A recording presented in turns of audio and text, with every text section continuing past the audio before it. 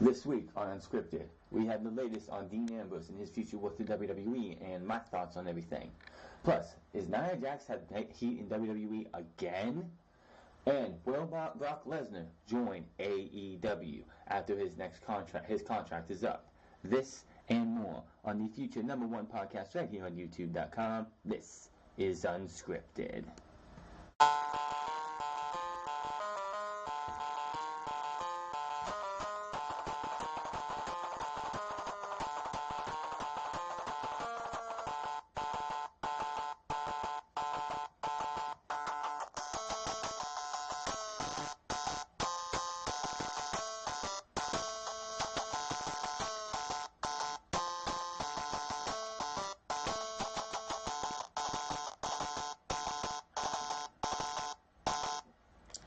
What is going on, everybody? It's the Frost. We're here again for episode 55 of UnScripted for February 2nd, 2019. We have made it through 1 month of 2019, and my word, what a month it was for WWE, AEW, and everything in wrestling.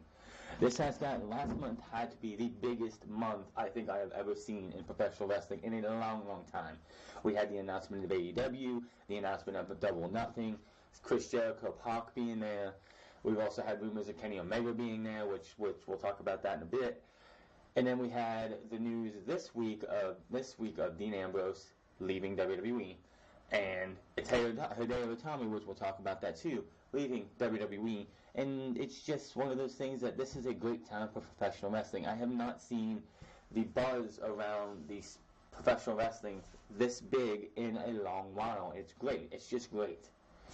As we do usually for every episode, SmackDown, NXT, we go over what we remember the most. And well, other than on NXT, there really wasn't anything on NXT. So other than two tag team matches, which we'll talk about in a second. But Monday Night Raw had the WrestleMania winners pretty much come out and decide who they're going to face. And we'll get more into the women's after we get through a couple news articles, because I have my thoughts on that. But of course, the Raw started off with Seth Rollins. He came out here, he had to point to the sign, even though, it was kind of funny how he comes out and like, it's been my dream to win the Royal Rumble and then point to the sign so I can go to WrestleMania. And I'm like, the sign pointing thing hasn't always been there. And they had Triple H come out and was like, that was my dream once too. And I'm like, when you came into WWE, Trips, the sign wasn't there until WrestleMania 20. And the sign pointing really didn't happen until like WrestleMania 24 or 25. It was like, why are you sitting there telling us lies, Triple H? Well, they have a certain little father-son moment, and then they get interrupted by Dean Ambrose. And, it was just like, Dean Ambrose for a while here has been going, you could just tell has been going through the motions, like he doesn't even want to be there. His promo he had against Triple H was probably the best promo he's had since they turned him heel. And probably the best promo he's had in 6 or 7 or 8 months, probably for 4. Heck, he's probably his best promo he's had in 2 years. Plain and simple. Well, Triple H made a match between those two. You had Dean Ambrose lose to Seth Rollins clean, and then Dean Ambrose looked like he was going to bare his soul to us, and he got cut off by Nia Jax, and then we went from there. So we come open on Tuesday, and I get up about 10 o'clock in the morning like I do every morning, and Dean Ambrose is trending. Dean Ambrose, like, breaking news, and we'll go over everything in a bit, but it just feels like there's a lot that's going to happen in the next few months. We do have, at least for the time being, Dean Ambrose is still going to be on TV. He's still going to be a part of the WWE until after WrestleMania, so we can only speculate until then. Now, we had the only other positive thing coming out of WWE Raw was the fact that we had Becky Lynch show up after a good match between Bayley and Ronda Rousey for the Women's Championship. As we all know, Ronda Rousey comes out. It came out after TLC and said, every single pay-per-view I defend my title, the next night I'm coming out and I'm going to issue an open challenge. You really don't have any other threats to try and issue an open challenge for anymore, so hopefully until we get to WrestleMania, Ronda Rousey doesn't wrestle again, because there's really no reason for it to, for a pay-per-view. Now, let's see here. Yeah, Becky Lynch came out. She made her her claims for Ronda Rousey, and the crowd went completely crazy. And we'll talk about a little bit more as we get to the news about the proposed match for WrestleMania and my thoughts on why I agree or disagree with it. The biggest low point of Monday Night Raw was the fact that we had Jeff Jarrett again return to Monday Night Raw with Road Dogg. And they were there just to get heat on Elias, and as I said it on Monday Night Raw, and I'll say it again, it kind of didn't work. The Legends got beat up, and then Elias walks out and goes back to the back, and the crowd is chanting, "Oh, walk with Elias." So anything that they tried to do to get heat on Elias did not seem to work.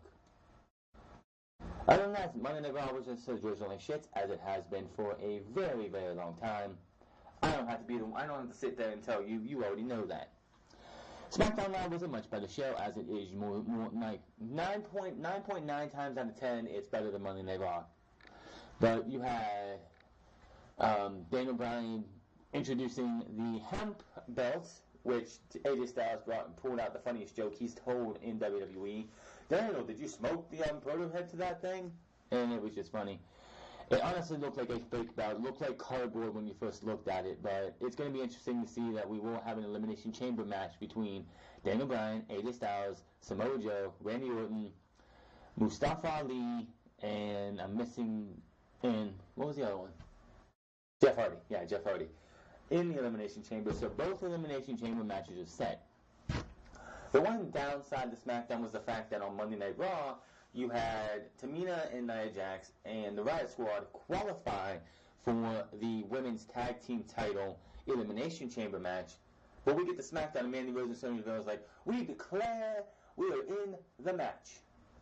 One of the biggest reasons why that happened is because if you look at the women's divisions on Raw and SmackDown, Raw has like 15 women and SmackDown has like 10. And you don't want to count, you can't do Becky and Charlotte or Asuka, for the simple fact is they're just not going to put into that. So that leaves them with like 7 women. The Iconics are going to get put in there too. I honestly do not know who the third team is going to be for SmackDown. I have no idea.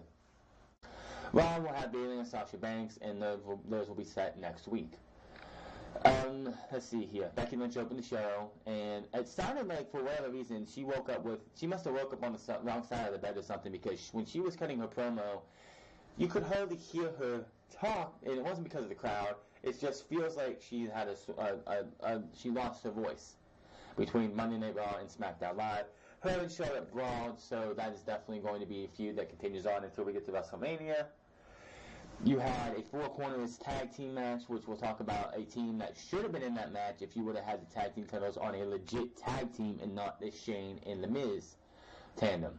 With Heavy Machinery getting to shine a little bit and actually eliminate the New Day, which was pretty big for a team who is on the up and coming up.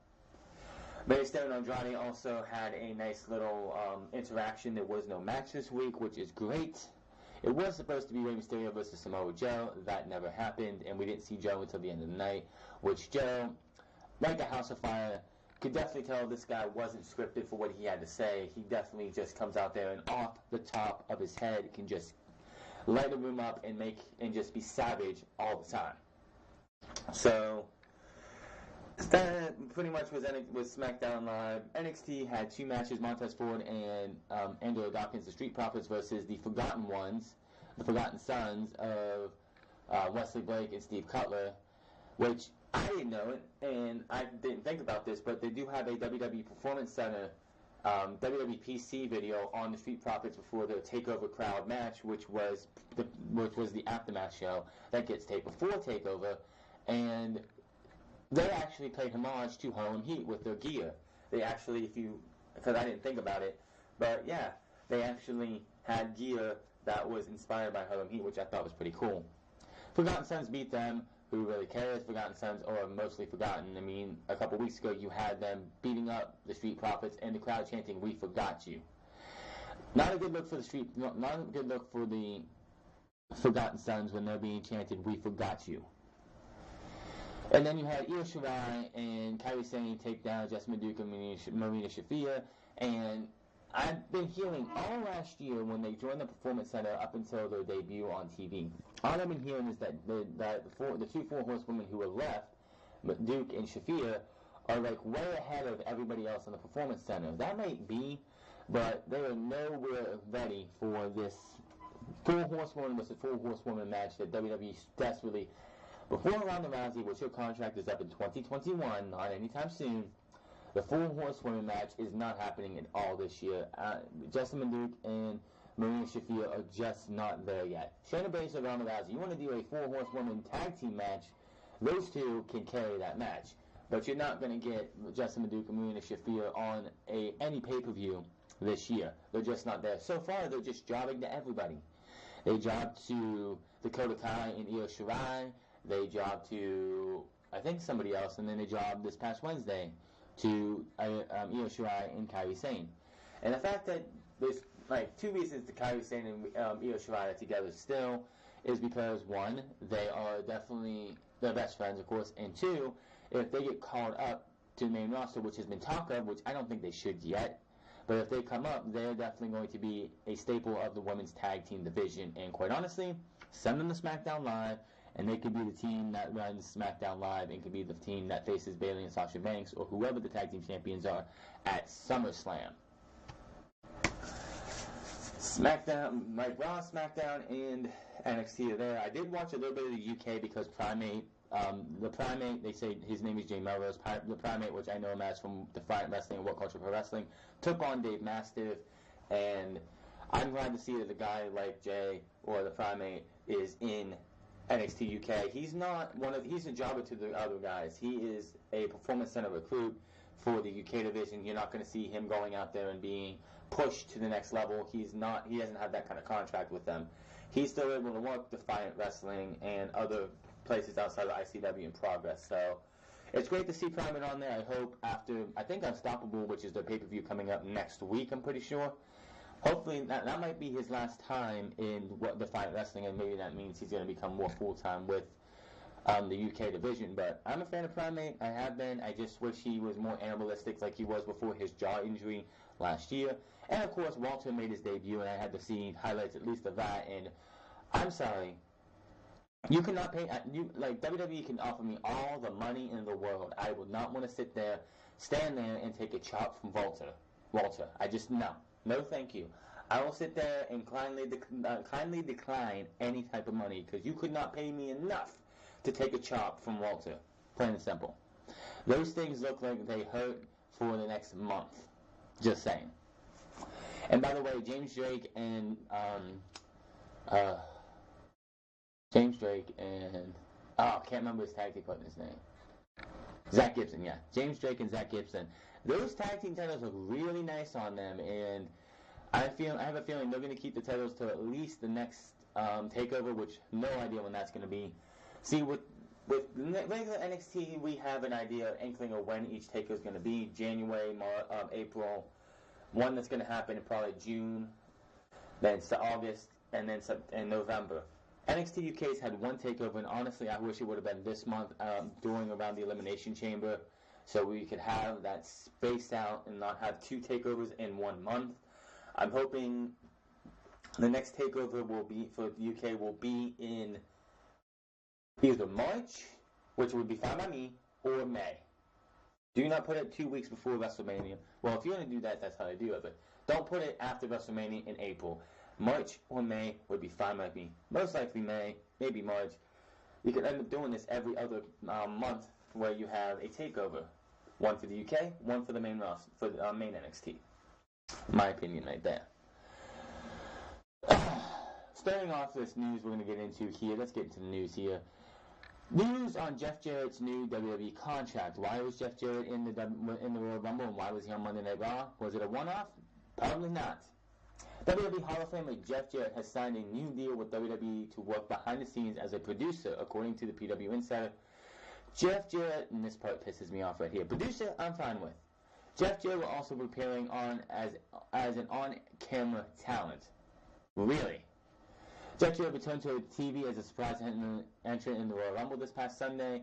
He was inducted in the Hall of Fame last year. Jarrett was backstage at Raw in Phoenix to work with new producers Sanjay Dutt and Shane Helms, Justin LeBar, exclusively reported earlier this week that Helms has signed to work as a producer for the company.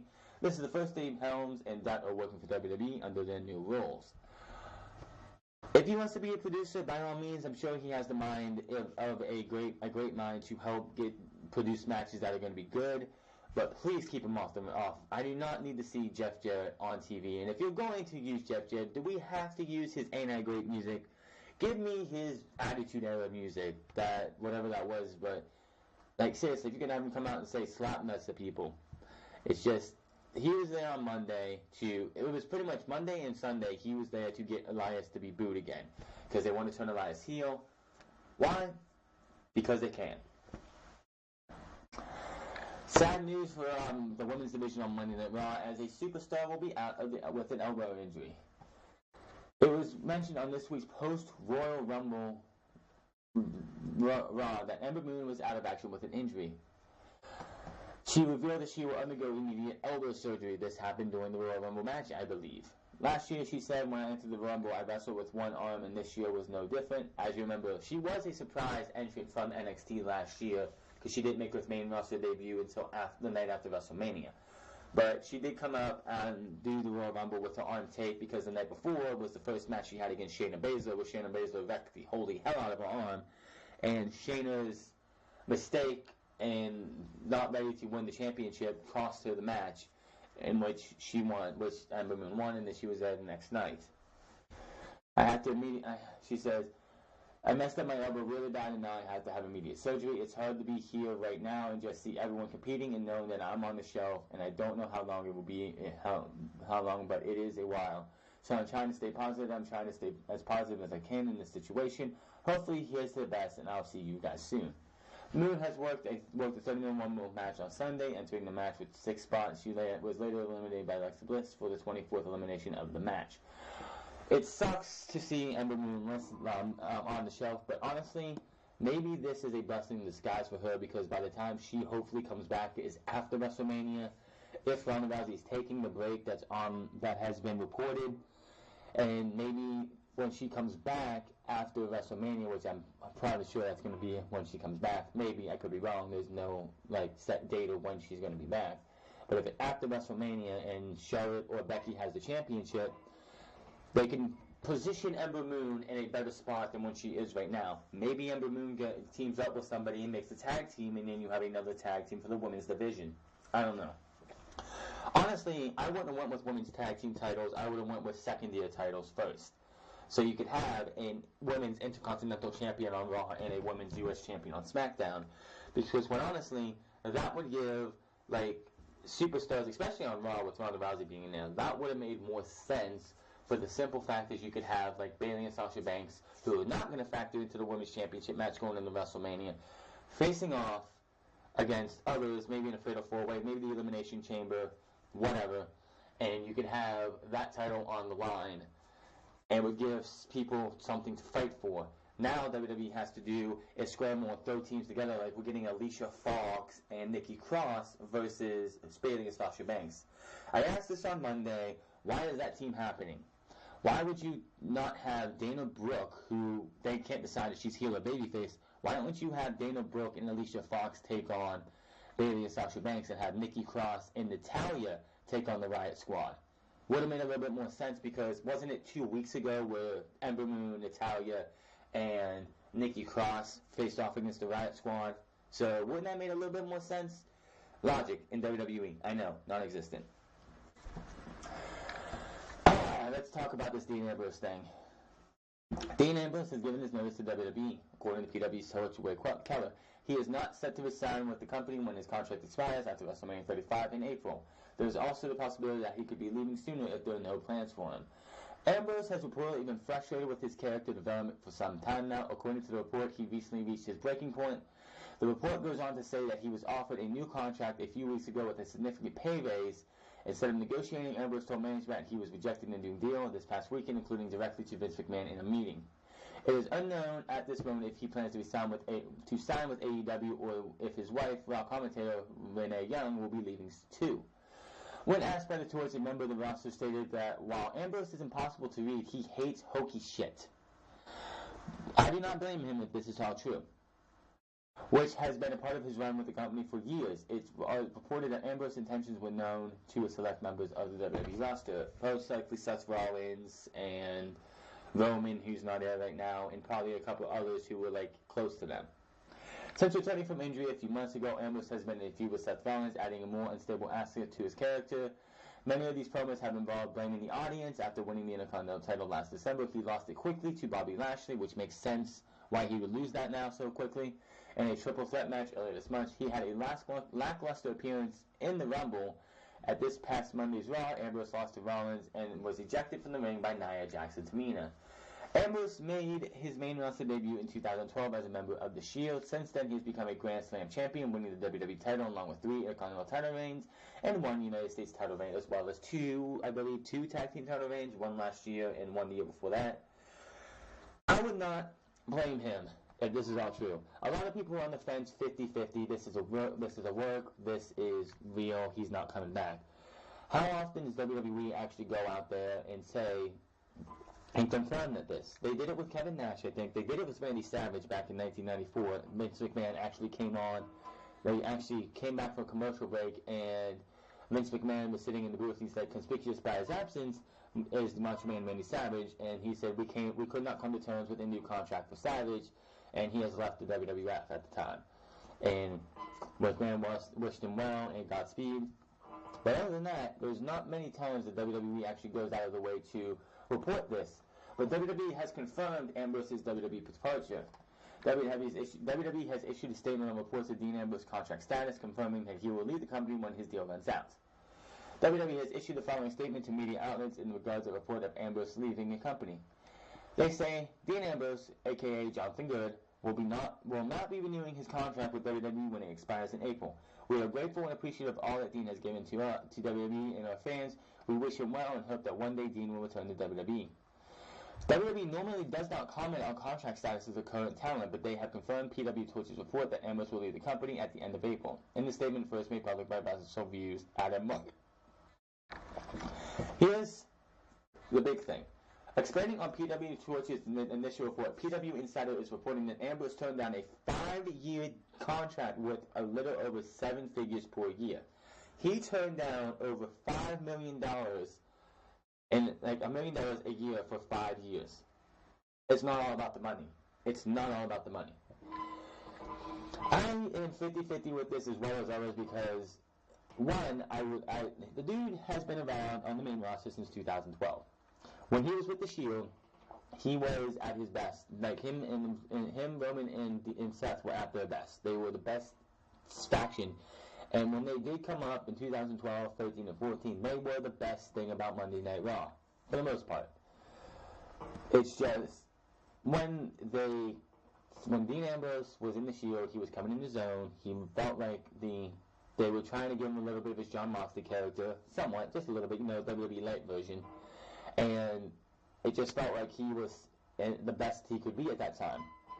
Then in 2014, of course, Seth Rollins stabbed him in the back. Roman went off to be... It was like they split the Shield. All 3 went their separate ways. Seth got his own identity. Dean got his own identity. Roman Reigns was stuck in the fucking past because for the first, I believe, 6 months after the Shield broke up, he was still using the Shield music. Keeps using it to this day. He was coming out of the crowd. It's like... No wonder people fucking booed Roman Reigns is because the fact that you guys broke up the Shield, but you have this guy right here reminding us every single week that, hey, the Shield was the best part of Monday Night Raw for some time, while Seth and Dean got their own identities, Roman did not. Back to Dean Ambrose, of course, got the United States Championship while part of the Shield, did absolutely nothing with it. That was the one blemish on his Shield run was he got the U.S. Championship, and they there were people, there were superstars, I believe, making jokes about the fact that his title reign was so lackluster. It was just being talked all the time that his entire title reign was lackluster for that, and it did nothing. Then he lost it. And he lost the championship, not in a singles match, not in a triple threat match, not in a fatal 4-way, fatal 5-way, 6-pack challenge, elimination chamber. No, he lost it in a battle royal. Are you kidding me? That just showed you how much WWE cared about Dean Ambrose's title reign at that time. Fast forward to 2016. And Dean Ambrose, from the beginning of the year up until WrestleMania, was the hottest he had ever been. He had that excellent Intercontinental title match that I believe Solomon wants to put on his top 9 title matches from the Royal Rumble in his list right there.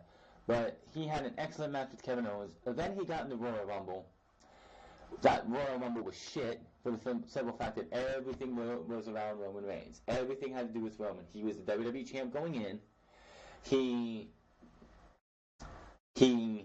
was in at number 1, and then it felt like 10 minutes into the match or 15 minutes into the match, they had Roman taken out by the League of Nations, which were made to put Roman Reigns over.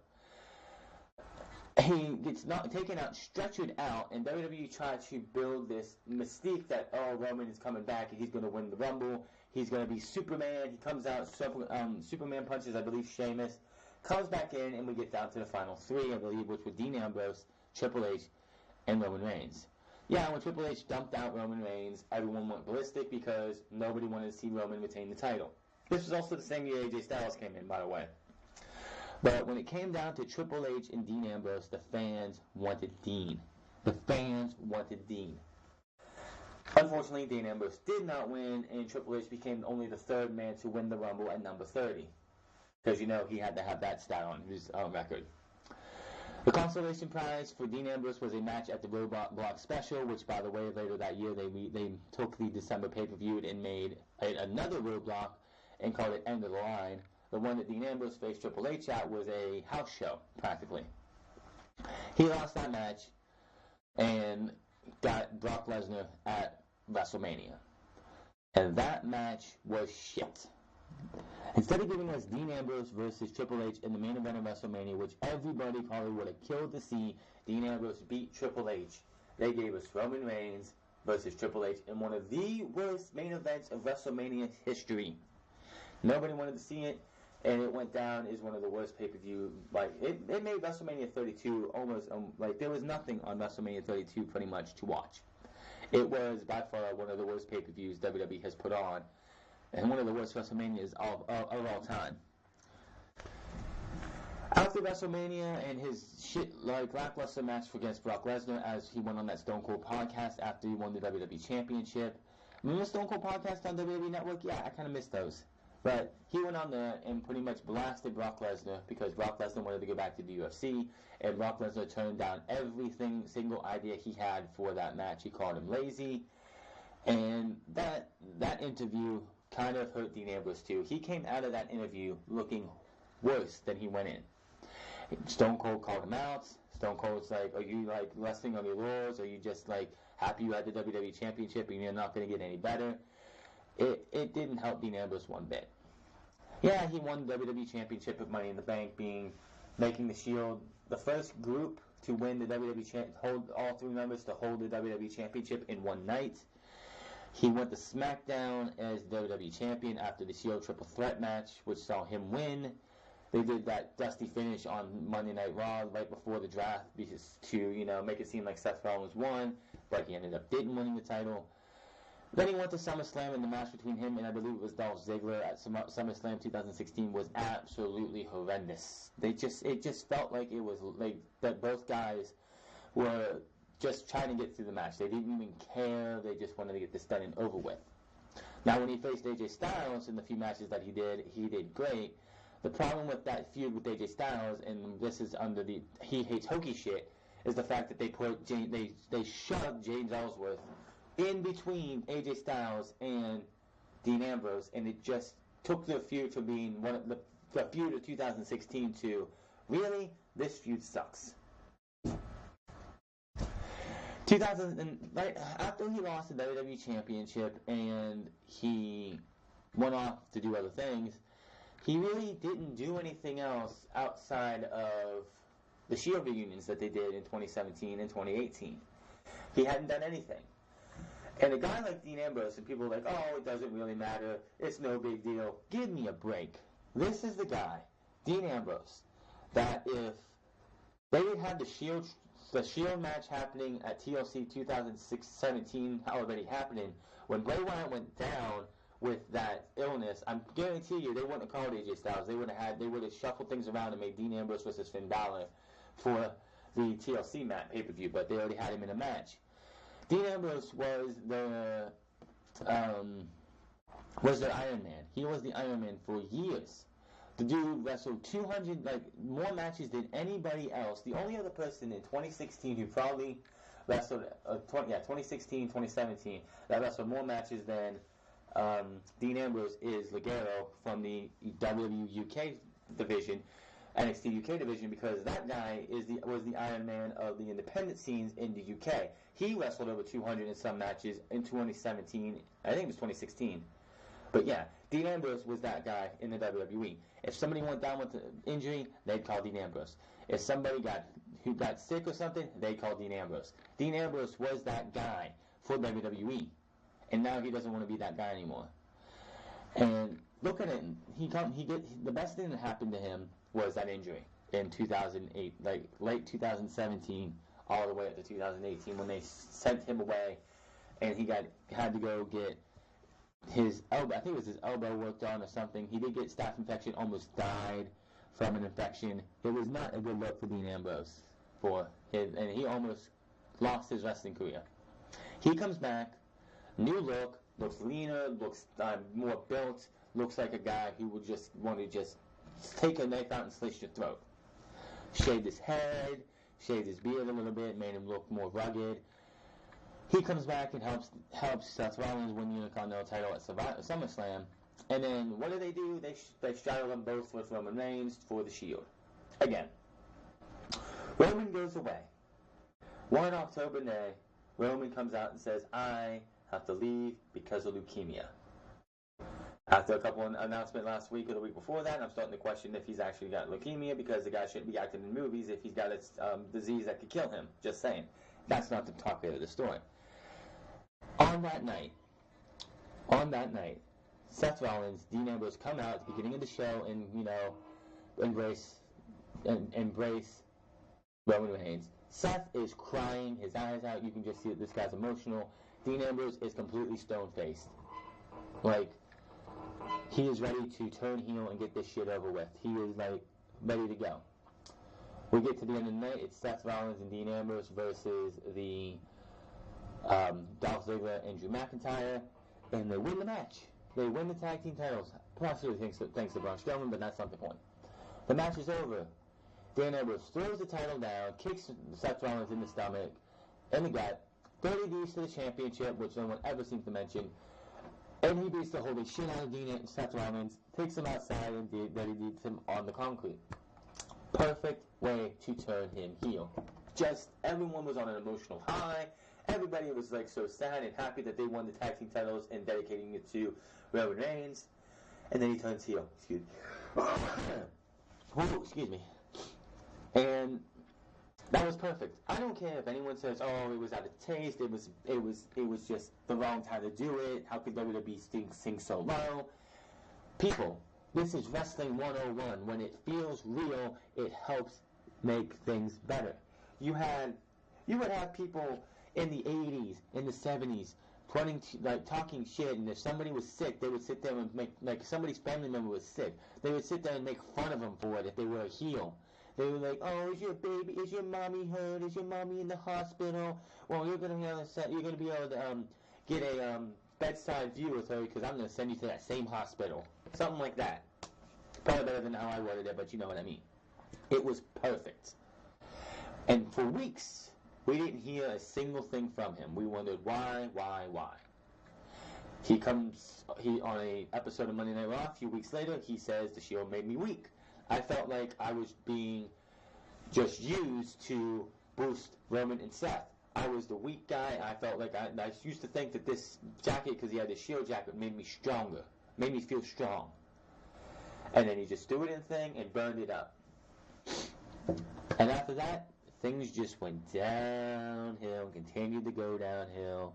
The heat for the feud was dead before we got to TLC. The match at TLC started with a wrist lock. Who the fuck? Their match on Monday Night Raw this past Monday was better by leagues and bounds over what they did at TLC. They started off teeing off on each other, punching the fuck out of each other, and it just felt like this is how that match should have started and went at TLC. The crowd chanted boring during that TLC match. That would have been my drawing line. You have me go out here, I'm supposed to hate this guy's supposed to hate me, and you have me we're going out there to do a wrist lock? We're going to have a slow, methodical match? Are you fucking kidding me? We should be going out there throwing haymakers trying to kill each other. We didn't get that. And Vince McMahon and the creative have sacrificed and sabotaged Dean Ambrose from start to finish. From the time the Shield broke up to now. There was a time when he was doing hokey shit, the whole Bray Wyatt feud.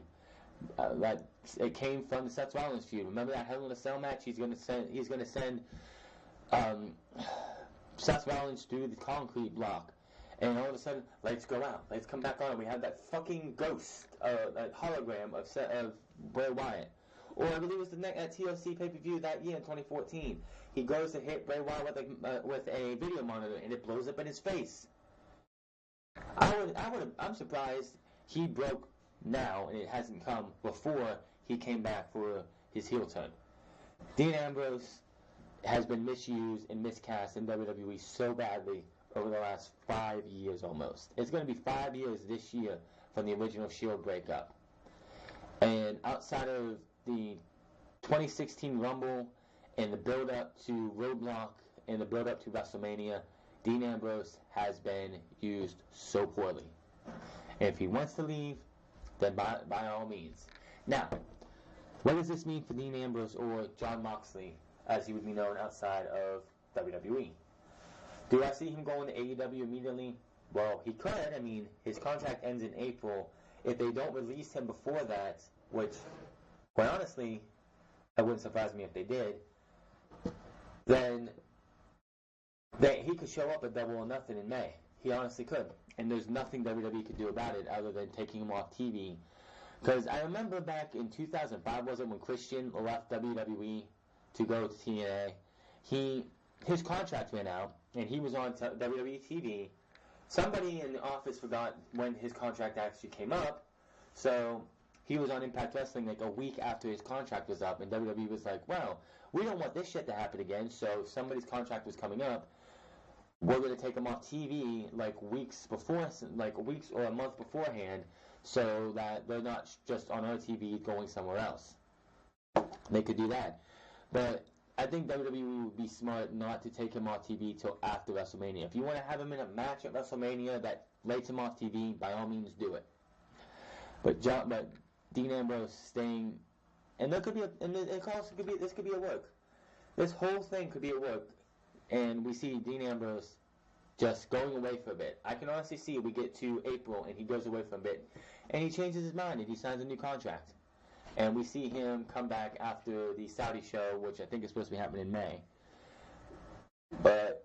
And the fact that Renee Young is his wife, all I know is if he does leave, hopefully the bickering for Renee Young and Corey Graves will end, but I highly doubt that. This is one of the biggest talking points coming out of WWE now. It's not the last one, but it is going to be something people are going to talk about for a while to go. Right now, I'm going to be 50-50 on it, but as we get closer to what is supposed to be his last few days in WWE, my opinion could change. My opinion could stay the same. Maybe I go 75-30 either way, or 90-10 either way. But we will have to wait and see, and I will keep you updated on this Dean Ambrose talk as we get going forward.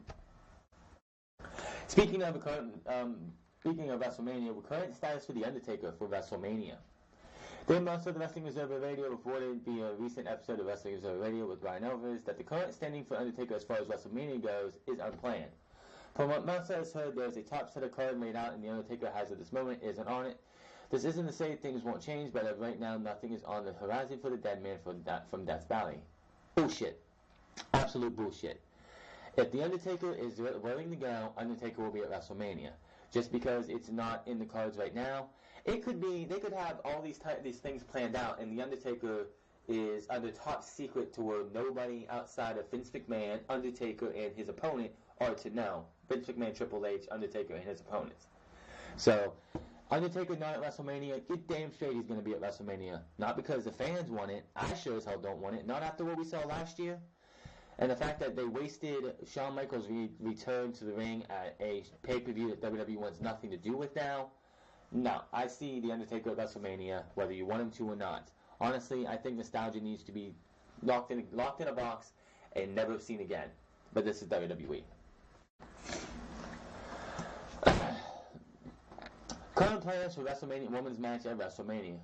Although all WrestleMania signs pointed last night towards Becky Lynch taking on Ronda Rousey for the Raw Women's Championship on April 7th in a singles action, the plan as of right now is to still have the match be a three-way bout between Becky, Ronda, and Charlotte Flair, according to Dave Meltzer. Meltzer reported in his Wrestling Observer Radio with Ambrose that the plan is still to go ahead with the triple threat match, and that there is a storyline in place to implement Charlotte into the fold even after the events on Raw. I'm going to say this once. I said it on Monday. I'm going to say it again.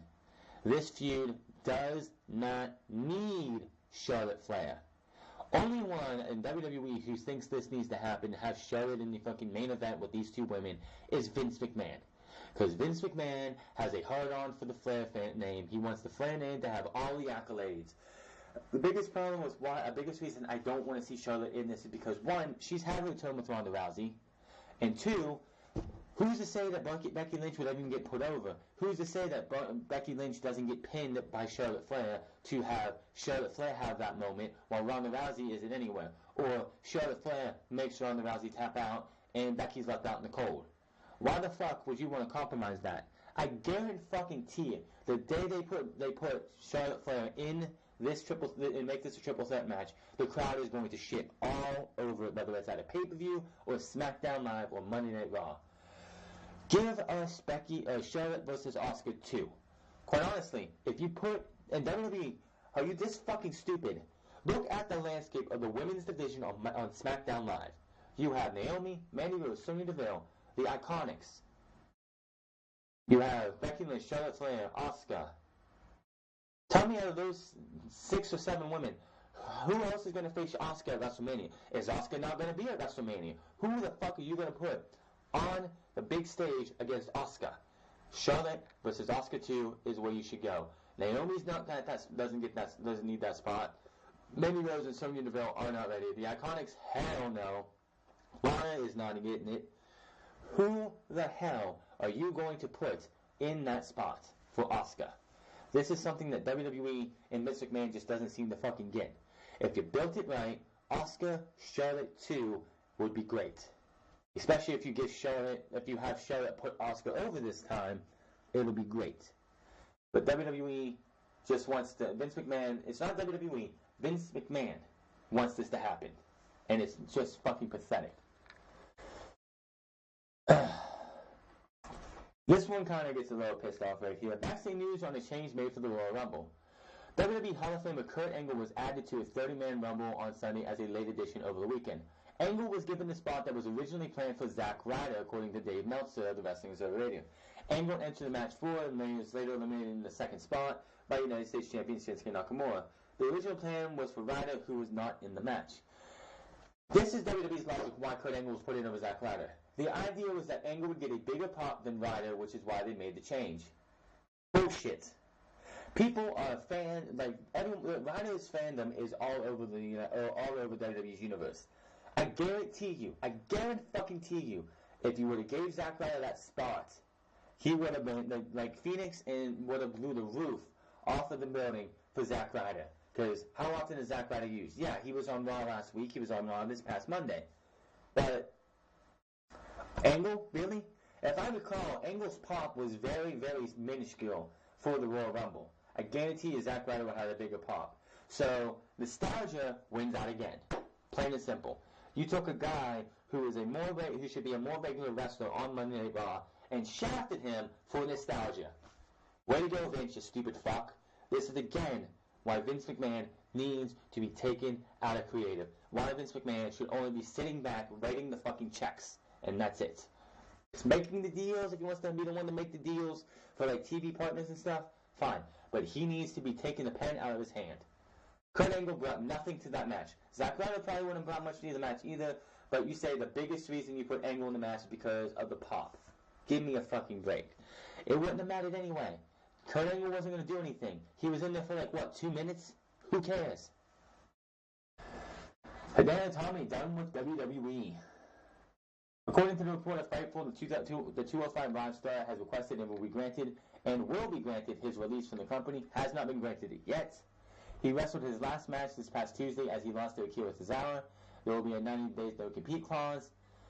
So don't expect to see him on the independent circuit immediately. Itami debuted back in 2014, however, injuries plagued his career and hurt several of his pushes over the past 2 years. He has been given a part in 205 Live's roster.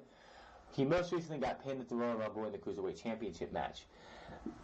This one is not, everyone talks about the AEW effect. This one has nothing to do with AEW. I'm pretty sure Itami's going to go home and go back to Pro Wrestling Noah in Japan. This guy had so much hype and so much build towards him coming in. Hogan even said when he went to Japan to sign Hideo Itami, which was Kenta, Hogan even said in an interview that they did that he got Kenta was a bigger star in Japan than Hulk Hogan for this signing. So he was a big deal coming in. He was the guy who brought Finn Balor, who introduced Finn Balor to the NXT universe, and they had that takeover match. I believe it was against the Ascension. Hideo Itami and Finn Balor, Demon Balor, first time we ever saw a demon in WWE versus the Ascension. That is honestly the only big thing that he has done in his entire career in WWE, was being in that match that led to the beginning of Finn Balor's rise in NXT. Other than that, he got his shoulder injury, came back from it, which they did an attack angle, which he was out for too long for them to even ever clear up. Not their fault, not his. It's just didn't work. He came back, got injured again, was out again, came back. He had a match against, I believe, Bobby Roode for the championship, and got beaten it real easily. He turned heel, wanted everyone to respect him. And then he came up to Monday Night Raw and had a match with him and Finn Balor versus, I can't remember, I think it was the Miz Taraj. And then he went to 205 Live and hasn't done anything since. He was in that Fatal 4-Way this past Sunday, which was a really great match, and hasn't done anything. It sucks for a guy like Kenta Hideo Itami to have so much hype and so much promise just to be sidelined by injury after injury after injury. Everyone wants to go to WWE. Everyone wants to make that big splash in WWE. Kenta is the guy, is living proof that it's not always going to work. He had trouble transitioning to the WWE style, and that hurt him because he got injured a lot. It sounds great that, you want to look up at the WrestleMania logo and have that WrestleMania match. You want to be at WrestleMania. And he did have a match at WrestleMania. He was in the Battle Royal a couple years ago. He was, I think, in the second annual Andre the Giant Battle Royal. The first one that was on the, I believe it was the first or second one that was on the pre-show. When they started putting on the pre-show, he was in one of them. And he really hasn't done anything, and it sucks to see him go, but he can find success everywhere else. Will we see him in AEW? Like I said, 90-day compete clause, so no compete clause, so probably, maybe, who knows? I could see him going back to Japan, getting back to Pro Wrestling Noah, and doing his thing there. Maybe he can go to New Japan. Who knows? We'll have to wait and see. Pac was out for a year, and he came back to Dragon Gate, where he really has dedicated, has roots to. So maybe Itami going back to Pro Wrestling Noah will help. It's just like in the NBA, Kristaps Porzingis wanted out of New York, and they traded him away, and he's going to play for the Dallas Mavericks. Change of scenery is always a good thing at some times. Dean Ambrose, Hideo Itami, Kenta need to just have a change of scenery, and those two could revitalize their careers. Look at Pac. I just saw a great match between him and David Starr from the Planet Wrestling middle of last month. Great match. Pac looks better, looks like he hasn't missed a step in his time away that he was. I mean, yes, he's wrestled a couple matches in Dragon Gate. He's the Open the Dream Gate champion or whatever that's called. So, Kenta going back home and Dean Ambrose eventually leaving and going somewhere else. Maybe both of them just say, you know what, I'm not going to wrestle right now. I'm just going to go and, take some time off, recollect my thoughts, and just be like, fuck wrestling for now. I don't want to wrestle right now, because just like CM Punk did in 2014, WWE, with how they run things, could really burn somebody out. CM Punk was burnt out. Maybe Dean Ambrose will be burned out too. Maybe he'll just be like, you know what, fuck it, I'm going to go home to Vegas, which, by the way, is with Devil. Nothing's going to happen, and I'm just going to sit there and take however long I want and just take my time. Dean Ambrose and Hideo or Kenta don't feel like they're people who just lavishly buy whatever the hell they want. They're not an Austin Creed or AJ Styles who sit there and just go out and just splurge on video game after video game. They seem like they keep as much money as they can, and they spend what they have to and not what they what they need to and not what they want to.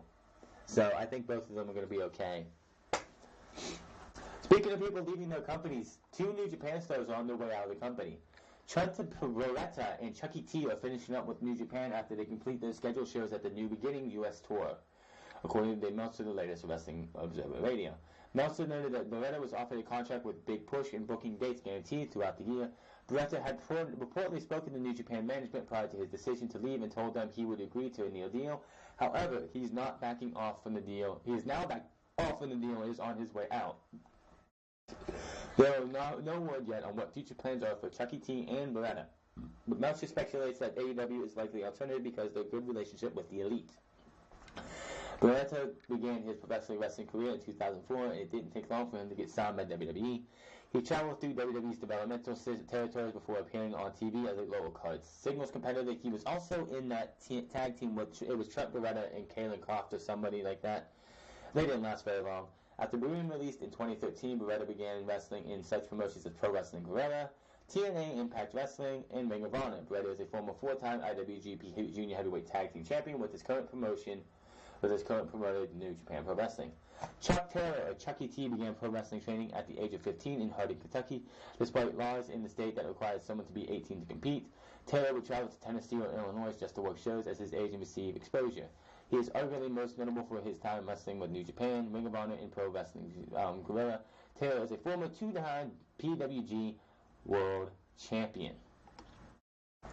Those guys most likely known in AEW. I see no one, quite honestly, anyone thinks, oh, well, Chucky T would be great in the WWE and so would Beretta.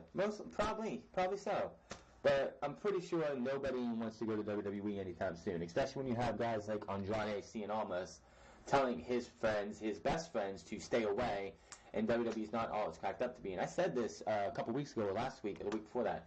WWE right now, with the fact that AEW is coming into fold, they only have one thing that no other promotion can give you, and that is a match at WrestleMania. That's it. If you sign for a show and you actually get a match at WrestleMania, that's a lot of people's dreams. Not the WWE Championship, not the World Tag Team titles, not the Tag Team titles, not the Intercontinental or U.S. Championship. A lot of people want to have a match at WrestleMania. And that's about all WWE has now. The money, you can get that in New Japan. You can get that in Ring of Honor, AEW. World title runs, you can get that. You can be better creatively outside of WWE for sure. You can have creative freedom. But the only thing WWE has that could lure somebody in is the fact that maybe, just maybe, I can get that big match at WrestleMania. And that's about it. Daniel Bryan was in the news because he wants to have a mask versus hair match against a 205 Live star. WWE Champion Daniel Bryan spoke with Yahoo Sports about wanting a mask versus hair match against 205 Live star Grand Metalik and how the perception of a wrestling size is changing in the wrestling business. Bryan noted he has always wanted to take the best wrestlers on the planet, and many of them currently are WWE 205 Live. Last month, Bryan took on former 205 Live Mustafa Ali on an episode of SmackDown while speaking with Yahoo Sports. This is, of course, in December. We are in February. About Grand Metalik, Bryan said, "It's not this selfish thing, it's actually a selfish thing," Bryan said. "I want to wrestle the best guys on the planet. Some of those best guys are on 205 Live. We have Grand Metalik here, and he's one of the best luchadors in the world, and he's on that show. Man, I would love to wrestle that guy in a match versus hair match. That's sometimes where my passion gets ahead of me." This is not the first time Bryan has talked about Luchas de Ascuetos. I can't say it right. The match with Wages. He did so back in 2017 during a Q&A session with Brie Bella during the time he was growing his hair out. "We don't need to talk about why I'm growing my hair out. It may or may not be because I want to do a match with Wages match in Arena, Mexico. It may or may not be that. Imagine a hair versus mask match versus Atlantis, or a hair versus Rouge." Bryan 2017. Although pro wrestling has been considered a big man's profession over the last decade or two, wrestlers like Bryan has shown smaller wrestlers can have just as big of an impact on business. The WWE champion also felt smaller guys are generally more exciting. Quite honestly, yes, they are. Some big guy versus big guy matches are sometimes exciting. I mean, Drew McIntyre versus Brock Lesnar, I think, would be a great big guy versus big guy match because Drew McIntyre is a big guy. But most of the time, I mean, we had Lars Sullivan versus Keith Lee, the Aftermath show. I think that wasn't the Aftermath show. It was that taped episode they did from San Diego for NXT, and that was a big guy versus a big guy match, and that was exciting. That was a great match, even though I questioned the ending. Some things were going to happen naturally, said realistically. Rey Mysterio was doing this in 1996. Ray, Dean Malenko, Eddie Guerrero, they were changing perception of size back then. For a while, that whole movement took a step backwards before moving forward again, like it is now. But it was going to happen anyway. We have 5 hours of live television every week, and who are the best people to fill that time? It's going to be the people who can wrestle in the best and most entertaining ways. We live in a society where people don't pay attention to something for long if it doesn't interest them. Smaller guys are generally more exciting. But the assess from a returning Rowan, Bryan was able to retain his title against AJ Styles at last weekend's Royal Rumble pay-per-view. Next month, Bryan will defend his title in an Elimination Chamber match against AJ Styles, Mustafa Ali, Samoa Joe, Randy Orton, and Jeff Hardy in the Elimination Chamber. That is a lot to talk about. Yes, Daniel Bryan versus Gran Metalik. Daniel Bryan, if I'm correct, I don't know if this is true or not, has in his contract right now a clause that lets him decide who he works with. I can't get that corroborated. I'm pretty sure it's been rumored that is exactly what happened. Is that for WWE to keep him, he was like, I want to be able to wrestle who I want to wrestle. I want to have matches who I want to, and I want another WWE Championship run. And he wants to turn heel. We got the championship run. He got to turn heel. He's a great heel, and now him versus Metalik, hair versus mask match. Definitely not going to happen when he has the WWE Championship. That would probably happen. If it was to happen, it would happen after WrestleMania. But man, would you not be mad about seeing that? I actually would not mind seeing Daniel Bryan versus Gran Metalik or any of the luchadors from 205 Live in a hair versus mask match. Of course, but the problem with it is Daniel Bryan would be losing that match because unless you go to the Mexican Sport Authority and actually, I believe this is how this works, is that if you go to the Mexican Sport Authority and actually request the acceptance of a mask versus whatever match, a match with razors, mask versus whatever, and stuff, you would have, then it would make it a little bit more unpredictable because Daniel Bryan can actually win and you can have Gran Metalik lose his mask. People are like, oh, well, they did a mask versus mask with Sin Cara versus Sin Cara a couple years ago. That was a character created by WWE. And, of course, the Sin Cara who got a mask is now the Sin Cara we have today.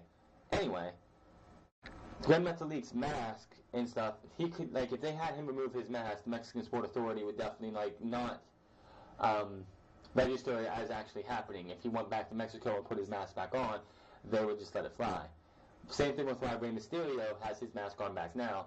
Whereas back in 1998, 1999, or 2000 when they made him remove his mask in WCW, it was only certified in WCW. It did not count anywhere else. So he could go, and after WCW, go back to Mexico and put his mask back on because that's just how it is. It would be interesting to see, but it would also make it too predictable that Gran Metalik would beat Daniel Bryan, and then we'd see Daniel Bryan get his head shaved. Matches with wagers are okay if you don't have a stipulation where somebody you know is going to win is going to happen. If Rey Mysterio, who he does take pictures without his mask on, so I don't think it would be too big of a deal if he lost his mask. But Rey Mysterio, Gran Metalik, Lince Dorado, and Kalisto are not going to be losing their masks anytime soon. Like I said, I think they had to talk to Mexico Sport Authority, where all these luchadors are actually registered with their identities. So that is that. Moving on here, anybody who sits there and says AEW is not something WWE is worrying about, WWE doesn't care, it's nothing to them, it's nothing big, Listen to this. WWE trying to sign current contracted talent to 5-year deals.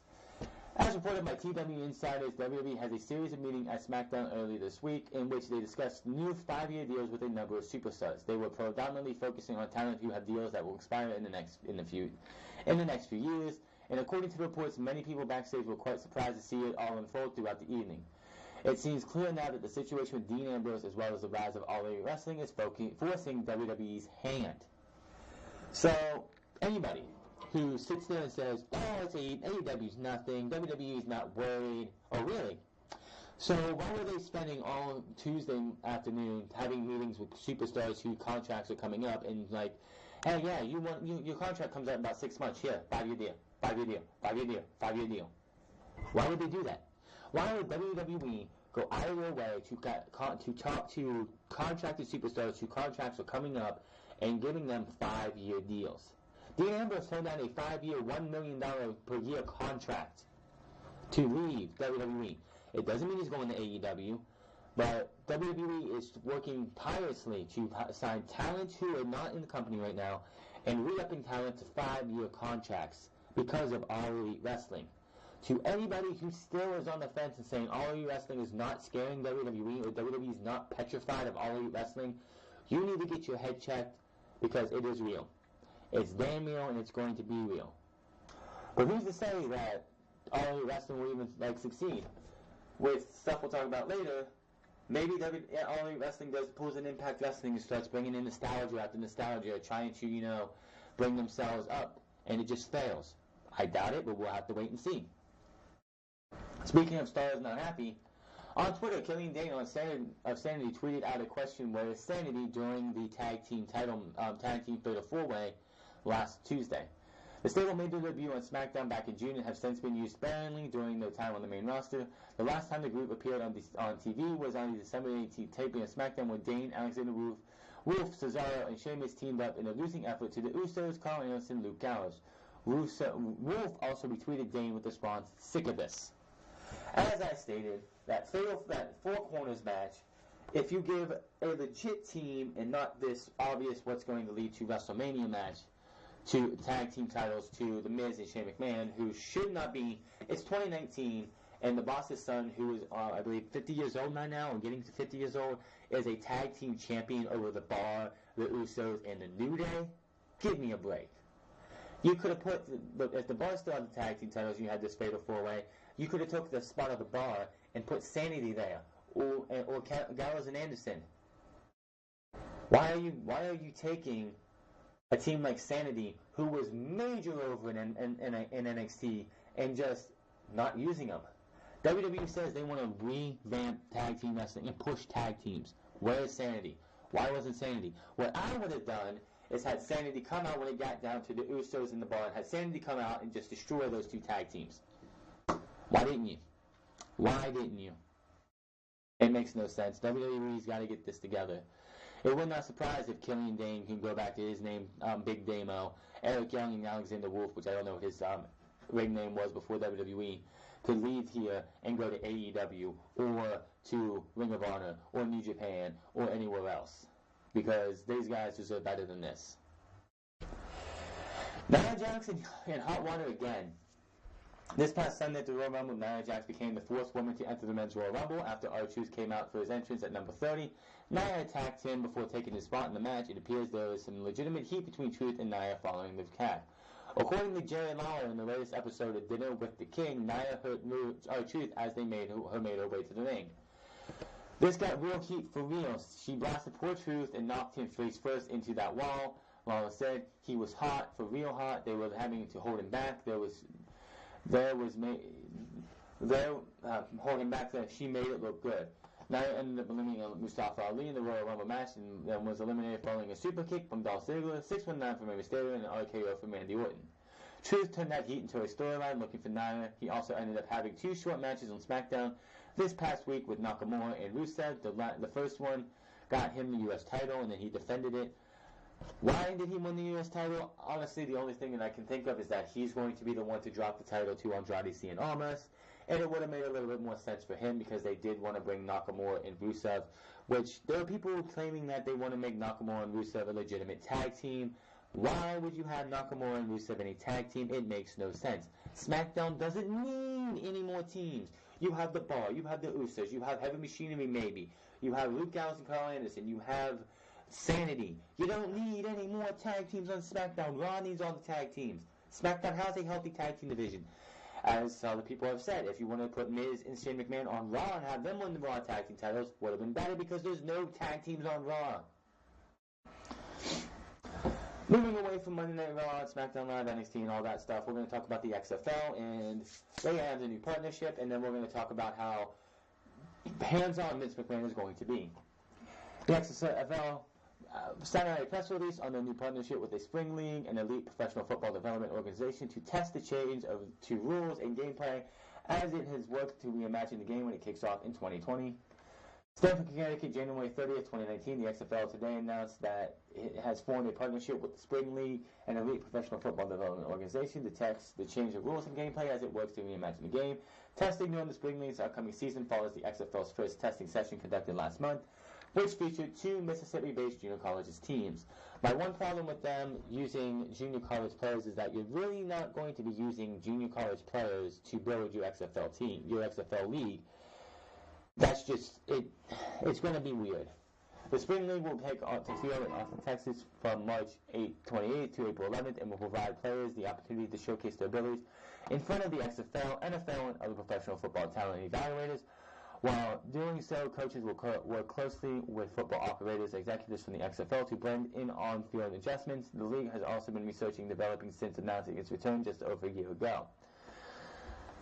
We believe in conducting live R&D sessions to test out potential game adjustments in real life. This is critical. Oliver Lux, XFL Commissioner and CEO, putting the best product on the field is our number one priority. And thanks to partners like the Spring League, we are confident that the changes we eventually decide to deploy will have the desired effect and will deliver outstanding football when kicked off. This is the exciting partnership for the Spring League, said Brian Wood, CEO of the Spring League. We applaud the XFL's effort to reimagine the game and simultaneously provide our players an additional opportunity to display their talent for the XFL coaches and scouts in attendance. In early December, they went to National Junior College. But here's what we need to talk about. Good for them to try and do what they can to restructure their league because, quite honestly, Vince McMahon needs to start focusing on this. If Vince McMahon tries to focus on this and the WWE, both are going to suffer, plain and simple.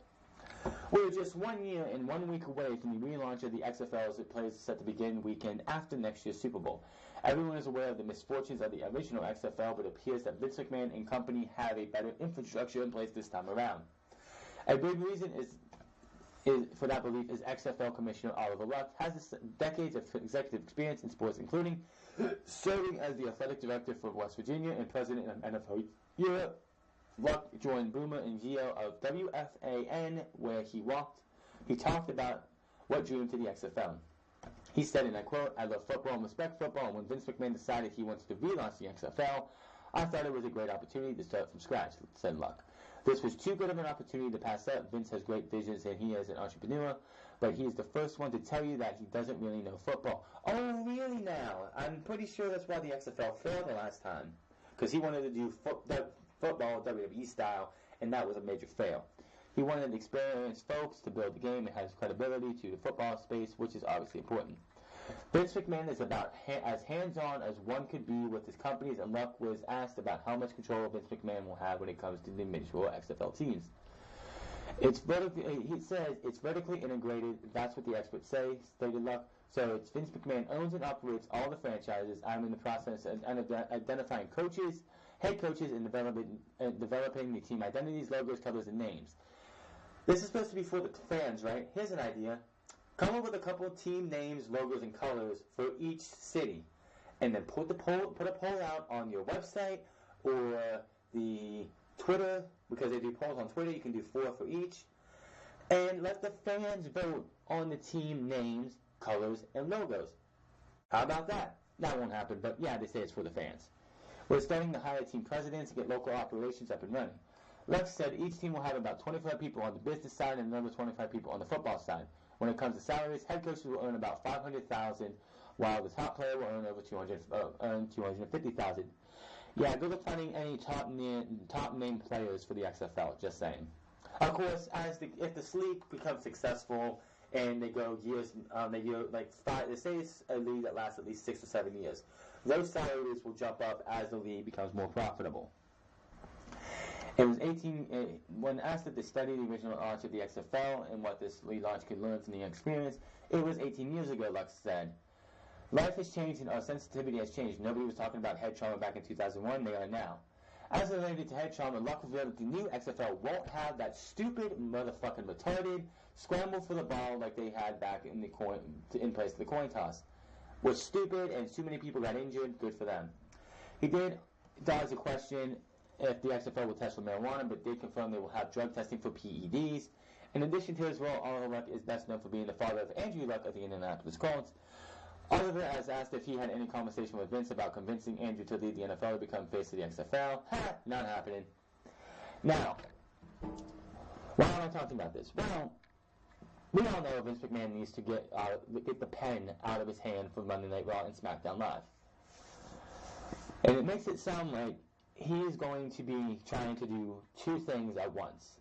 Now, if you talk to cons for the AEW, the guy who's backing Cody and them helps run the Jacksonville Jaguars with his father, and he's the general manager of Fulham, I think it was, in the UK. So he's going to be running 3 different companies at once. But here's the difference. He's like 10, 15, 20, I think 20, 30 years younger than Vince McMahon. He has the ability to do that. Vince McMahon needs to focus on the XFL. If he gets out of the chair of the WWE and puts Triple H on Raw, here's what I really want to see. Triple H runs Raw, Shane McMahon runs SmackDown. You get 2 different philosophies for your main roster. Shawn Michaels is running NXT UK right now. I don't know who would run NXT UK when Triple H comes up. Or is Triple H going to run Raw and NXT? I'm not sure. So Vince McMahon needs to just be the guy who's shining the paychecks for WWE. And if he wants this XFL to succeed, because Monday Night Raw and SmackDown Live and WWE completely is a successful business, it's time to step back and make sure your other business gets off the ground and become successful. So you're not like a year from now, 2 years from now, being like, or 6 months, a year and 6 months from now, a year and 7 months from now, XFL fails again. XFL fails again. Vince McMahon needs to stop trying to do football. So it's time for Vince McMahon to pull back, because if he tries to run both the XFL and the WWE and put his effort in both will suffer. XFL won't suffer as much as WWE, I think, because of Oliver Luck and the fact that Oliver Luck has his people. But Vince McMahon needs to worry about that more than WWE. WWE is going nowhere. Vince McMahon can walk away from WWE right now and just focus on the XFL, and WWE will not miss a beat, especially with Triple H back there and other guys like him. XFL could kick off next year and then be a complete failure after another season. Vince McMahon needs to focus on that and to make sure that is successful in the next 10, 15 years. Let me know what you think about that. But we're not done here. Ring of Honor commentator resigns. Ring of Honor has announced that Ian Riccaboni has signed a new multi-year deal with Ring of Honor, according to PW Torch. Riccaboni's previous contract was signed in April of last year, but he could have opted out next month to negotiate with other promotions. Ring of Honor didn't want that opportunity to take place, as both WWE and AEW had interested in him. Even though Ring of Honor took an aggressive approach to re-signing him, Riccaboni's preference was reported to stay with the company after Kevin Kelly left Ring of Honor for work full-time for New Japan in 2017. Riccaboni became the company's lead announcer. Ring of Honor announcer Ian Riccaboni has signed a new multi-year deal. Even though Ring of Honor... The thing about this is, AEW's got one thing they need to worry about right now, and that is commentary. There's talk about JR becoming like the lead commentator for AEW when his contract comes up in April. I believe after WrestleMania, his contract's up with WWE. He's not resigning. Here's the thing: JR and Ian Riccaboni, will not be good for AEW on the announcer side. JR kind of has lost a step or two in the announcing booth. I mean, yeah, that's better than most of the people out there. But JR is just his best thing for them is to be an office worker who's signing talent. JR was the guy signing talent back in the Attitude Era. JR was the guy who was getting all the talent. He was the one who brought in Brock Lesnar and Shelton Benjamin and others like that. When they took him away and brought in John Laurinaitis, that was like the dark period of WWE signing talent. When John Laurinaitis became the head of talent relations, WWE really didn't do real well with signing talent. They didn't get any talent that was worth it. Laurinaitis doesn't know a damn thing about signing good talent. He doesn't know a damn thing about talent. JR does. JR does not need to be a guy on camera. He could be talent relations. He could be the guy helping train young up-and-coming announcers to take and be an announcer for AEW. His best is to stay behind the curtain and not in front. JR is just not what he needs to be. Moving over to AEW news, people backstage in WWE were stunned at Jericho's AEW contract. Not the contract itself, but those remarks on his contract. The fact that Chris Jericho signed with All Elite Wrestling was somewhat of a surprise itself, but Jericho saying that his AEW contract is better than any previous wrestling contract he signed was downright shocking. While the exact numbers aren't known, word of his AEW contract did make its way back to WWE's locker room. David Meltzer spoke about the reaction Jericho's contract received on Wrestling Observer Radio. Meltzer said that people backstage in WWE were stunned or freaked out depending on their position, while it's not as much as what John Cena or Brock Lesnar is making, because absolutely nobody is going to be making that type of money, not even a Kenny Omega. It would be more than almost any star in the company. When the idea of Brock Lesnar possibly signing with AEW, we'll talk about that in a minute, for the amount of money that they're throwing around, Meltzer noted that Vince McMahon would probably pay anything to not lose Brock Lesnar to the UFC or AEW. However, Meltzer did say that Jericho wants a match with Lesnar, and Jericho has a lot of sway in AEW, although he doesn't mean that the company would make a bad deal. Jericho planted the seeds for a potential match with Lesnar with a since-deleted tweet he sent out after seeing Lesnar during the Royal Rumble. Jericho posted, "Invitation and fear goes a long way in our business, guys, but let's be honest, Brock Lesnar needs to pull up his pants and lose the gut. The dream is over, dude. I don't play by the script. AEW, WWE, All Elite Wrestling." Jericho and Lesnar reportedly had a backstage altercation in 2016 that turned physical, but the two have never had a match together. If that match does come to fruition, and it appears the only place it would happen be in AEW, at least for the next few years. AEW is going to do what they can to get good big names, not owned. Jericho has come out and said that AEW is looking for 6 to 8 guys from the big names like New Japan, WWE, and Ring of Honor. It does not surprise me that Jericho's contract was shocking to people in the back, especially when he said it was his biggest contract ever. Not a surprise at all. Jericho is a name, and Jericho will be one of those big names that sits there and helps them get that contract that they can for a TV deal. If they were to get Brock Lesnar, and we'll talk about that in a minute, oh boy, let's just wait. Double or Nothing Ticking Party is going to be next week. What's the news on that? Dave Meltzer of the Wrestling Observer is reporting the latest in his Wrestling Observer, some of the details regarding the AEW ticket announcement party that will be going down at the MGM in Las Vegas on February 7th. That is in 5 days. According to Meltzer, AEW brass is expecting to have a lot of talent present. The company wants to have surprises in names that were not in attendance for Jacksonville. 2 of the names expected to be present is Kima, who wrestles for OWE, and B. Priestley of Stardom, who as of yet isn't currently signed, while Kenny Omega is not signed yet, considering his contract with New Japan expired yesterday, or 2 days ago. Meltzer feels that a great shot that Kenny Omega will be there, more than likely. Meltzer is also reporting that AEW has an interest in building a women's division or heavily scouting Japan for talents. I have no idea who Kima is, or C-I-M-A, but Bea Priestley I've seen multiple times for Defiant Wrestling, World Culture Pro Wrestling. She is the girlfriend of Will Ospreay, and if they can get Bea Priestley into AEW, there is a good chance they could get Will Ospreay in AEW too, especially if the rumblings of a supposed deal after WrestleMania weekend between New Japan and All Elite Wrestling happens. I can honestly see, not all the time, but like a sporadic appearances by Will Ospreay for AEW, and that would just be mind-blowing, especially since WWE tried for the Cruiserweight Classic to get Will Ospreay, and it just didn't happen. But if Bea Priestley's at this event, that would be awesome. She is a great talent. I've seen her wrestle babyface. I've seen her wrestle heel. Bea Priestley is definitely a great heel. She's an okay babyface. I think she'd be better off to be that bitch heel that she's known to be. It just fits her better. She was actually in the first ever What Culture Pro Wrestling Women's Championship match, determining a women's champion between her and Nixon Newell, a.k.a. Tegan Knox of WWE. And Tegan beat her with a stomp on a chair and then a punt kick through the chair, which was absolutely fucking brutal. The fact that she stomped on her on the chair, Bea flipped her off, she pulled her head in between the chair, and then she did the Randy Orton punt kick through the chair. It was something. It was a short match, but I wish it would have went a little bit longer. But Bea Priestley is definitely someone to look out for.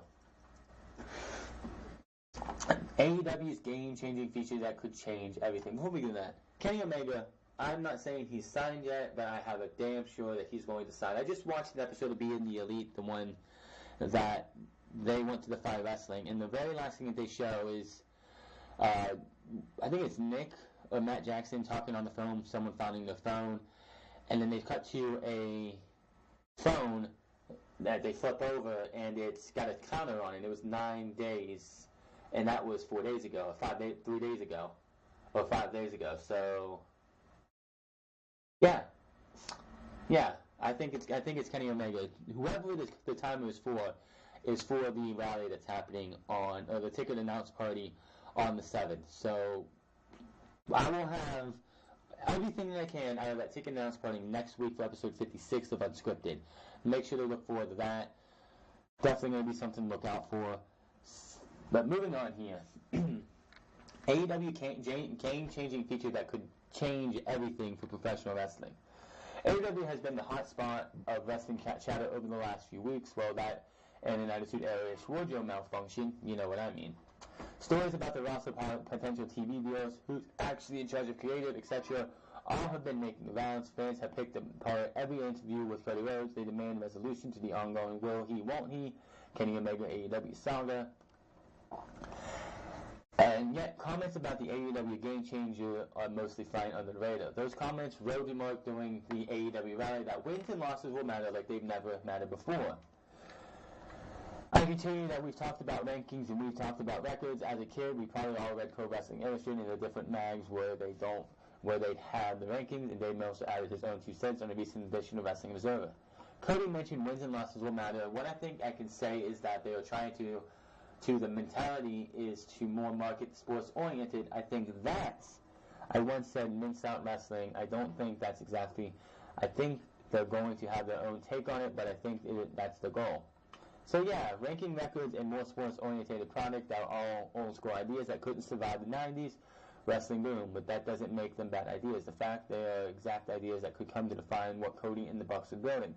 I can tell you that we've talked about rankings and we have talked about records. As a kid, we probably all read pro wrestling magazines. How did that happen? Recent experience in wrestling ranking history. It's not as though no post-WCW wrestling organization has already tried this. In the early days of Ring of Honor, before the Code of Honor, was a thing called officials created the top 5 ranking system that was based on wins and losses, especially those against other ranked competitors. They even had a number 1 contenders trophy that was defended like an actual championship. Evolve, founded by the former Ring of Honor booker Gabe Sapolsky, built the promotion with the emphasis on wins and losses before eventually dropping the record keeping. From 2011 to 2013, TNA held its own annual Bound for Glory series. This round-robin style tournament saw wrestlers earn points based off of if they won or lost and how they did it. For example, submissions were worth a full 10 points because, that's even harder to earn, whereas the DQ victory earns you the winner 5 points to 4 points. The 4 top points earners would then move on to the playoff-style bracket with the winner earning a championship match at Bound for Glory. New Japan Pro Wrestling still does a version of this every year. The G1 Climax lasts 4 weeks, and this round-robin style tournament sees the winner earn the IWGP Championship shot to take place at Wrestle Kingdom. The twist, the IWGP Heavyweight Champion is actually a participant in the tourney and is usually considered a favorite to win. WWE's failure to do this was, if anybody remembers, the SmackDown Top 10, a system where superstars could vote for their favorite wrestler, just not themselves. Nobody was ever sure what the top-ranking wrestler earned or why the ranking mattered, so they dropped the experiment less than 2 months after launching it. What people don't seem to remember is that entire Top 10, SmackDown Top 10, was built into a storyline for the United States Championship. The fact that Randy Orton was number whatever, and Bobby Roode, who was the United States Champion, ranked below him or whatever, and it was just so stupid. The SmackDown Top 10 list was dumb. They do fail to mention the Impact Wrestling before the Bound for Glory series up until, I think it was March of 2010, up until Bound for Glory that year. They had their own ranking system where fans voted on the top 10 wrestlers in Impact Wrestling. And the winner and the number one spot, I believe it was fans got to vote, the number one spot got a championship opportunity. And they held that there until 10-10-10, which was when Eric Bischoff, Hulk Hogan, and Jeff Hardy all turned heel and started Immortal with Abyss. So none of those ranking systems outside of New Japan lasted. Why will AEW be any different? The Elite has spent the last few years teaching all the indie organizations how to play nice together. Rhodes presumably learned from his father that promotions who can build their star power that exists beyond just one company make the entire industry better. There's no question that AEW wants to be the best. After all, they're already pilfering talent from pretty much everywhere, but there's likely a belief that whatever ranking system they help establish could be soon the status quo among all non-WWE promotions. New Japan is still the wild card here, depending on how business partnerships work later out this year. Why do you think the Elite is still popping up at other promotion events? Essentially, you can create a tiered system where the Ring of Honor champion is a few beats behind the AEW champion, or AEW's runner-up championship will still consider a step above smaller promotions, world champions. With wins and losses in an inter-promotional ranking system, you could have guys working for multiple companies while still chasing one or two prestigious spots. Imagine Nick Aldis challenged Jay Lethal not just for buzz, but to prove the NWA Championship truly was a step above Ring of Honor, and so talent decided to go work there. Or if the AML scrub fought his way up the top ranking system and quickly became the hottest free agent among all the indies. And not only could this ranking system promote multiple wrestlers and promotions while acting like a developmental ladder for rookies, it could liven up storylines with actual statistics and reasons for going head-to-head, other than the general grudge-style feud building that always defined WWE. Essentially, it could be very united. It could be a way to unite the indies behind AEW and prove a true WWE antithesis that the business has been lacking for years. This is something that's going to be talked about until we see it implemented for this wins and losses record. I honestly want to see what they can do. New Japan's G1 Climax has been a staple for years. Impact Wrestling tried, and they eventually just dropped it because they just, didn't want to do it anymore. WWE tried the SmackDown Top 10, and it was just for a fucking storyline for the United States Championship. It really meant absolutely nothing. We'll have to wait and see, and hopefully at this ticket announcement rally that they're going to have this week, we will have a little bit more clarity on this. Or when we get to Double or Nothing, we'll have more clarity. Will this have an interpromotional thing? I don't know. I doubt it. But I'm not saying it's not going to happen. This is definitely going to be something that they have to definitely fine-tune and get, tested out or anything, just to see how this would work.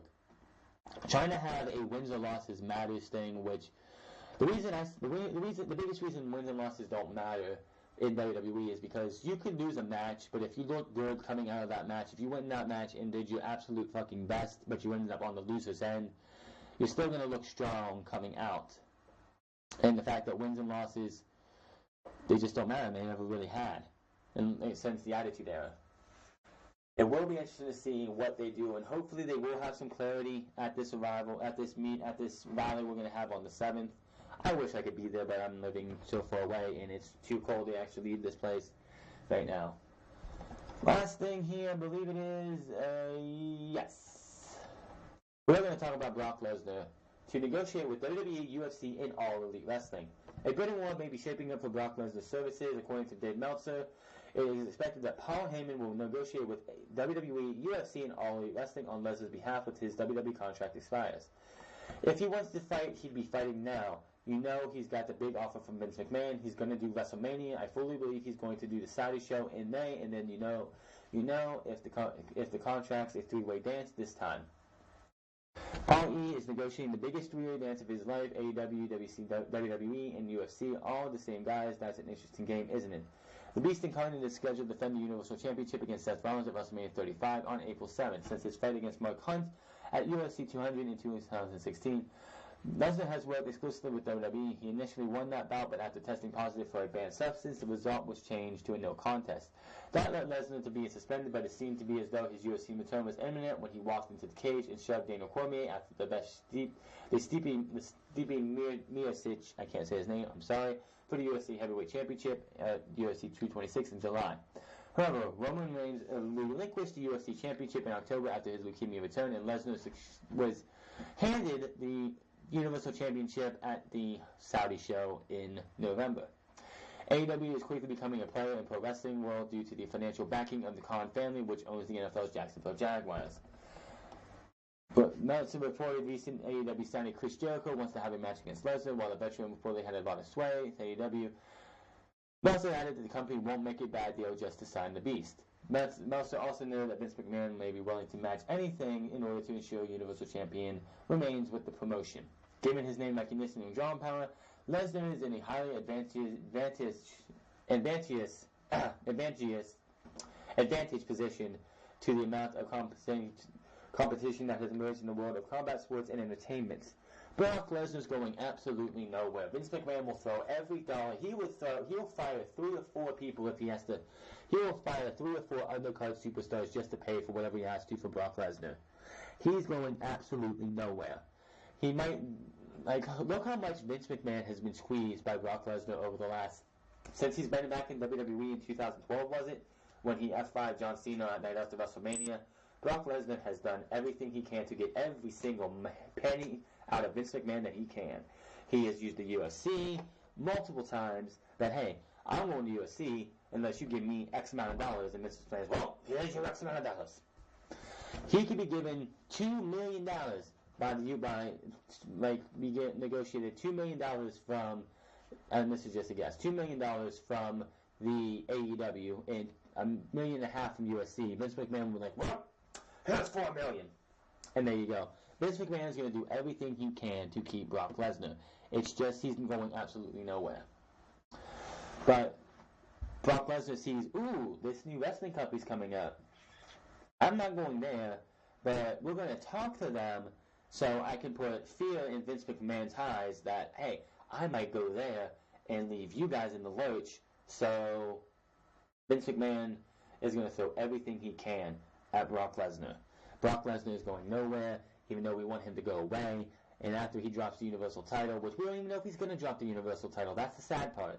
We could go into WrestleMania and see Seth Rollins get destroyed in 2 minutes. And Brock Lesnar walks out the Universal Champion. Who knows? But that is Vince McMahon. AEW is going to be used as a scapegoat to get as much money as he can from WWE. Brock Lesnar's not stupid. Paul Heyman's not stupid either. They're going to get as much as they can from WWE, and if they have to use AEW to do it, they will. That is going to be all for your Unscripted for this Saturday, February 2nd, 2019. If you live in the upper part of the United States, or wherever the winter vortex went to, I hope you are safe and you are healthy and happy where you're at. Try and stay warm. Make sure to hit that subscribe button. Comment down below. Like or dislike this video. Find me on Twitter at TheFront. Find me on twitch.tv/TheFront08. I do know Worlds Collide is happening later today and Halftime Heat is happening tomorrow. But since I'm going to take Halftime Heat, and because Halftime Heat is one match, I'm going to take Worlds Collide, Halftime Heat, and next week's episode of NXT, and I'm going to condense them into one show. So we're going to do Raw, SmackDown, and then NXT along with Halftime Heat and Worlds Collide. But I'm going to get out of here. You guys have a wonderful day, afternoon, evening, or night, whenever you see this, and I will see you guys Monday for Monday Night Raw. Let's see if Dean Ambrose is even on Raw, and if so, what are they going to do with him? Because a lot of people with that interaction with Nia Jax are hoping, or talking about maybe we're going to see a intergender wrestling match, a legit one, between Nia Jax and Dean Ambrose. And it's going to be Nia Jax being put over by Dean Ambrose to humiliate him out of the company. WWE is being respectful now, but you know the pettiness of Vince McMahon is going to do everything he can to humiliate Dean Ambrose on his way out. But that is all for now. I will see you guys Monday. Until then, you guys have a good one.